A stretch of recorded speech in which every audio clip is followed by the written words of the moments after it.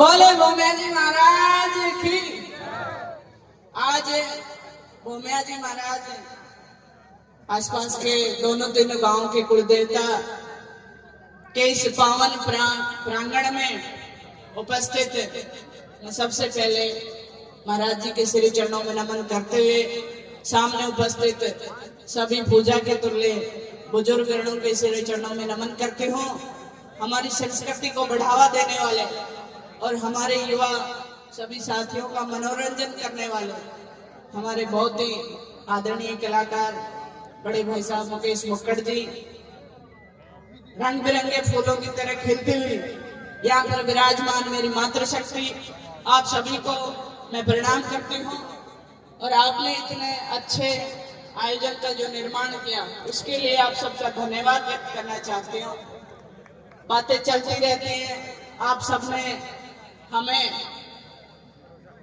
एक किसान परिवार से एक सामान्य बेटे को यहाँ तक पहुंचाया, उसमें आप सबका बहुत सहयोग और आशीर्वाद रहा।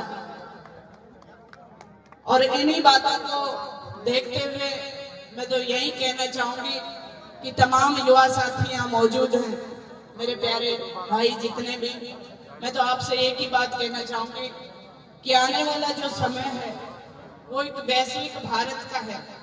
हम सबको प्यार प्रेम और भाईचारे के साथ में मिलकर के चलना है। एक नई दिशा और दशा की तरफ हमें आगे बढ़ना है। जिस तरीके से जो आधुनिकता रूप ले रही है शिक्षा के प्रति, जो जी.के. भवन का निर्माण हुआ जयपुर में, उसमें हम सब अपना सहयोग करें। कोटपुतली विधानसभा क्षेत्र की एक अलग विशेषता रही है, यहाँ सब को समान रूप से साथ लेकर चलने वाले लोग रहते हैं। और मैं तो बहन बेटियों से भी कहना चाहूंगी कि आपको पूरी आजादी है, लेकिन उस आजादी का आपको बड़ी जिम्मेदारी के साथ में वहन करना है। सही तरीके से सही दिशा में सही रास्ता लेकर आगे बढ़ना है। अपने घर परिवार बड़े बुजुर्गों द्वारा दी गई आजादी को एक सही दिशा में लेकर के हम सबको चलना पड़ेगा। और उतनी ही बड़ी जिम्मेदारी बनती है युवा भाइयों की कि आपको हमसे पहले आजादी मिली हुई है, आपको हमसे ज्यादा आजादी मिली हुई है, तो आप भी उस आजादी का नाजायज फायदा नहीं उठाए, अपने कीमती समय का उपयोग करें।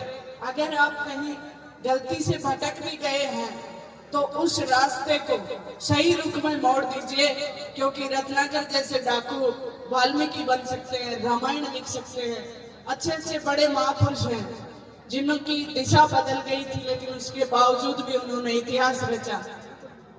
और नफरत विरोध ये सब चीजें अगर आपको करनी भी है किसी कारणवश, तो आप उन चीजों को व्यक्तिगत कीजिए। किसी एक आदमी से नफरत अगर आपको है तो उसके पूरे परिवार, पूरे गांव, समाज को आप मत लपेटिए। सिर्फ उस एक व्यक्ति से नफरत रखिए और उस नफरत का जवाब भी आप मेहनत के साथ दीजिए, कर्म के साथ दीजिए, कामयाब होकर दिखाइए।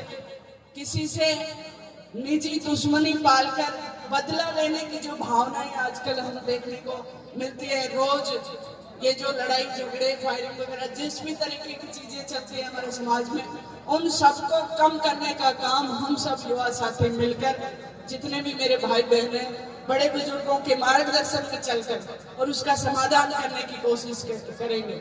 और मैं ज्यादा बात न कहते हुए इतना ही कहना चाहूंगी कि पहचानिए इस समय की गति को, ये सुई नहीं रुकती है। और जिंदा दिली देखकर बड़ी बड़ी मुश्किलें झुकती हैं।